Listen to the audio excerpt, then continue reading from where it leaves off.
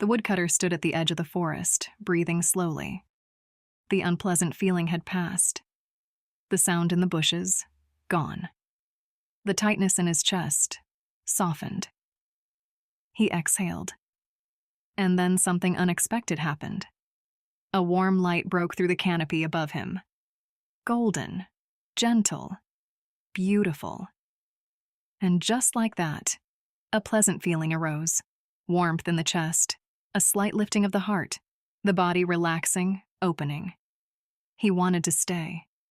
He didn't think, I want to stay. It happened before thought. A leaning, a reaching. This, the Buddha said, is Taṇhā, craving. Taṇhā is the 8th link in the chain of dependent origination. It comes right after Vedana, after feeling. And the relationship between them is almost mechanical. Pleasant feeling arises, the mind reaches toward it. Unpleasant feeling arises, the mind pulls away from it. Neutral feeling arises. The mind grows restless, searching for something more. Craving, aversion, and boredom. 3 movements, 1 root. The Buddha used the word Taṇhā, which in Pali means thirst, not hunger. Thirst, because thirst is urgent. Thirst burns. Thirst doesn't wait for the mind to think it through.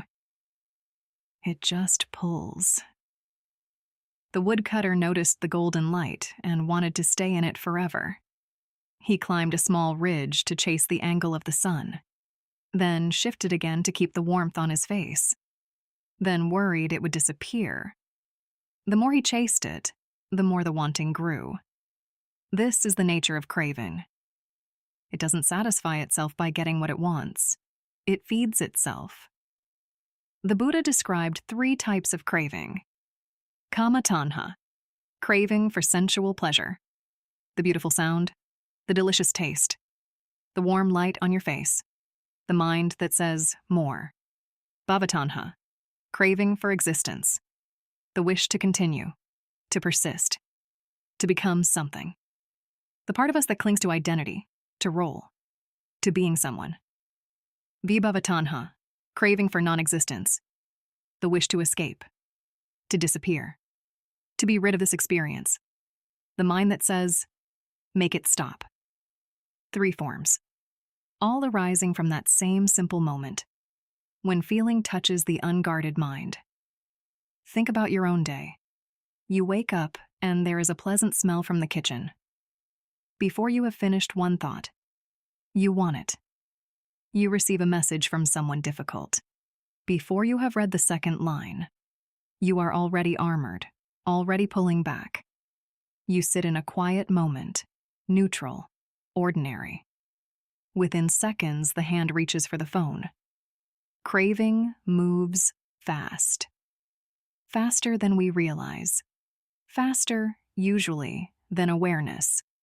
This is why the Buddha placed such emphasis on the practice of mindfulness at the level of Vedana, at the level of feeling, because once craving has arisen, the momentum has already begun. But there is still a door. The woodcutter sat down on the ridge. He watched the light moving through the trees. He felt the warmth, and this time, he noticed the reaching, not the light, not the warmth, the reaching. He named it quietly inside himself. Craving. Wanting this to last. Pleasant feeling, and the mind pulling toward it. He didn't push the craving away. He didn't indulge it either. He just watched it. And something unexpected happened. The craving, seen clearly, loosened. The warmth of the light was still there, still beautiful, still pleasant. But he was no longer a prisoner of it. He could appreciate it, fully, completely, without needing to hold it. This is what the Buddha pointed toward. Not the elimination of pleasure, not the rejection of life, but the freedom of meeting experience without being driven by it. When craving goes unobserved, it moves to the next link. Upādāna, clinging. When we don't just want something, but begin to grip it, to wrap our identity around it, to build our safety upon it. That is clinging. And from clinging, the wheel turns further still.